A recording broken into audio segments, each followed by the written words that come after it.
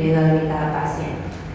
La propuesta del hospital en salud mental posibilita resignificar nuestras prácticas en el ámbito donde se llevan a cabo, entrelazando de este modo la relación dialéctica entre cultura y salud, como un todo estructural y estructurante, que determina al sujeto en su modo de estar sano o enfermo, posibilitando canales expresivos, jerarquizando al hombre como responsable de sus propios cambios y de su entorno para generar colectivamente estilos de vida saludables. Decimos que es una institución ambulatoria destinada a brindar un conjunto de prestaciones que brinda una mayor contención del paciente, evitando así su marginación sociofamiliar, tendiente a favorecer el lazo social, respetando la singularidad de cada persona. El viernes tuve oportunidad de hablar en el espacio protegido y me acordaba de un texto de Roland Barthes que se llama Fragmento de un discurso amoroso, y pensaba que también lo que yo leía en ese momento eran fragmentos de discursos sobre la locura. Decía que eran fragmentos porque, en efecto, como Barthes de algún modo lo señala, que no hay teoría del amor, parece que tampoco hay teoría de la locura. Hay como fragmentos de teoría de locura. Entonces, yo quería traer un fragmentito que es una de las tantas formas como se puede leer la locura. Y quería contarles, a partir de algo que este año celebramos, los 120 años del neuropsiquiátrico, y yo escribí este trocito y puse 130 años de teoría de la locura, y decía que son 130 años y no 120, porque pues, en la dirección del hospital neuropsiquiátrico está el facsímil de la resolución gubernamental con fecha julio de 1880, donde se decreta la creación del asilo de mendigos, coincidente con una resolución gubernamental del año 1879, por la que se prohíbe la mendicidad. Curiosa resolución, y me imagino el problema policial. ¿Qué hacer con los mendigos? Aquí los datos históricos son algo imprecisos, aunque algunos documentos prueban que es habilitado el asilo de mendigos recién 7 años después y se cierra por falta de fondos al poco tiempo.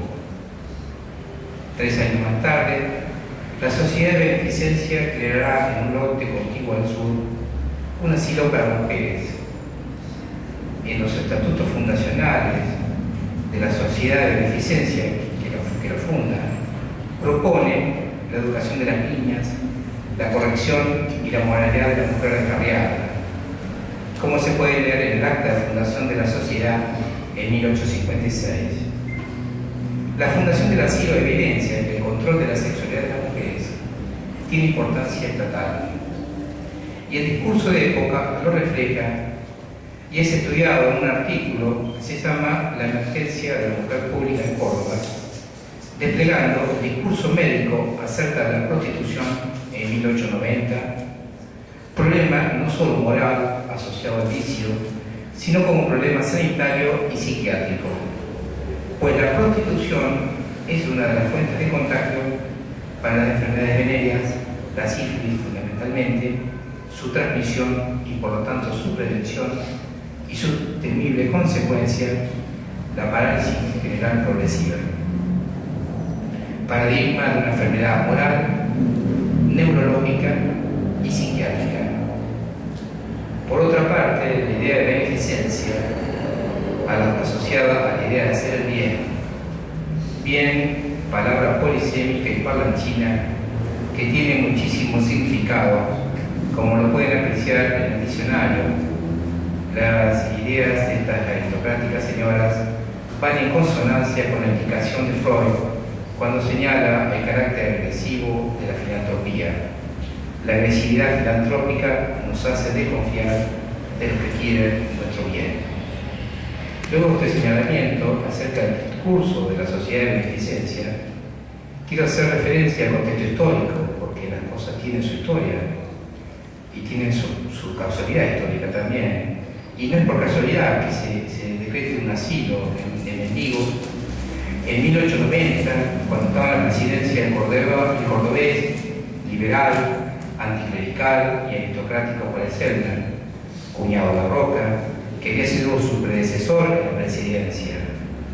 Infausto, año 1890, que desencadena una violenta revuelta cívico-militar encabezada por un grupo compuesto por Leandro Alem, fundador de la Unión Cívica, Mitre, Aristóbulo de Valle y otros, en la llamada Revolución del Parque, sofocada por Roca y Pellegrini. Los motivos del descontento eran muchos. El país tiene una deuda externa que alcanzaba el 60% del PBI. En junio de ese año se declara la cesación de pagos de la deuda, contraído por bancos que luego quebraban producto de la timba financiera. Entonces decíamos que esta crisis se manifestaba en una furibunda inflación que elevaba el costo de vida, con un lógico descontento popular expresado en enormes manifestaciones populares que precipitaron la caída de Cuarensema. En agosto de ese año dimite y es reemplazado por su vicepresidente Carlos Pellegrini.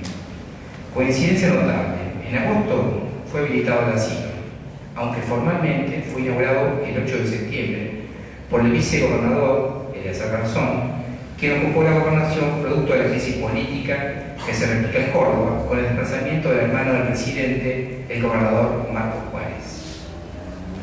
En este contexto de crisis política y económica, con inflación, despido, empobrecimiento e encarecimiento de las viviendas, no es raro que se multipliquen los mendigos. En ese contexto es fundado el asilo de mendigas alienadas. Los historiadores de la época, por ejemplo Garzón Maceda, que escribe la historia de la medicina en Córdoba, escribe que las 10 pacientes están hacinadas. Nadie especifica cuáles fueron los criterios para su admisión, qué asistencia y tratamiento recibían.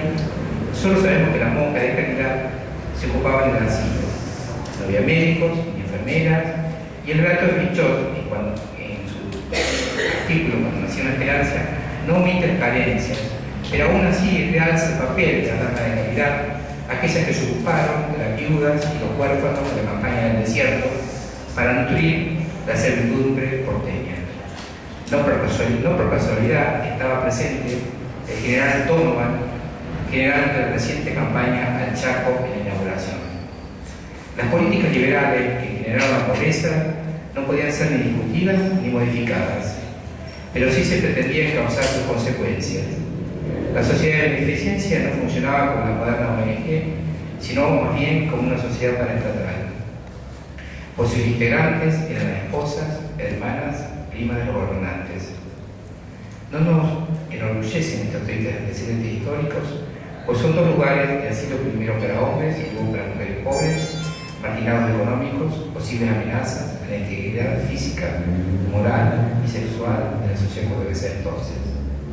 Entonces nos preguntamos, ¿por qué admitir, como acta de fundación del hospital, un espacio donde no se prestaba ningún tipo de asistencia, ni médica, ni psicológica, ni social?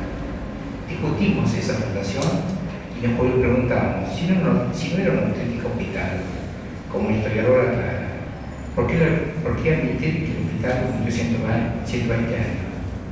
Creo que recién, durante la presidencia de Perón, o sea, efectivamente, recién durante la presidencia de Perón y de la gobernación de Brigadier San Martín en 1928, consideramos que se funda efectivamente el hospital, despojando a la sociedad de beneficencia, su manejo y administración para pasar a la órbita estatal. Pensamos que se funda el hospital solo en el momento en que se comienza a contar con un verdadero presupuesto estatal, presupuesto que permite políticas de Estado que respondan a las mayorías y no a las minorías representadas, en ese caso, por las damas de beneficencia. En cuanto al arte y la locura, en las primeras décadas del siglo XX, el surrealismo produjo un cambio de mirada, poniendo en valor el arte producido por locos, pintura, escritura, teatro, e incluso se inventó un amor llamado loco, el amor fou, escrito por Breton en 1930, provocó una epidemia de amor loco en Buenos Aires. Celebramos que no estamos en la época de la beneficencia, estamos en la época de los derechos ciudadanos, que están en la base de la ley provincial de salud mental. Derecho, por ejemplo, a no ser eliminado por los servicios hospitalarios, por padecer por el consumo de sustancias o por alguna enfermedad mental. En ese sentido, no nos resulta raro que la Ley de Salud Mental de la Nación tuvo entre sus impulsores al INADI. Creemos que esta Semana del Arte de la Salud Mental es un modo de cumplir en el espacio público para mostrar cómo trabajamos para sostener y restituir derechos, en este caso el derecho al arte y la cultura para los llamados enfermos mentales y para todos. En ese sentido de sostener, les recuerdo que mañana los talleres de neuro se van a presentar con el espectáculo La Cucusa, no es una excusa, y los invito a todos.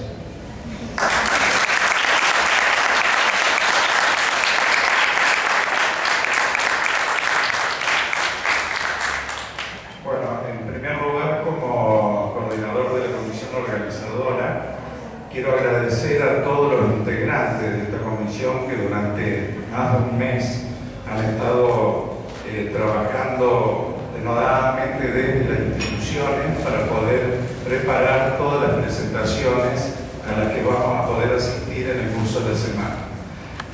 También una disculpa al Hospital Materno Neonatal, que forma parte de estas jornadas, porque no figura, digamos, en el programa, pero bueno, fue un error, así que pido disculpas por esto.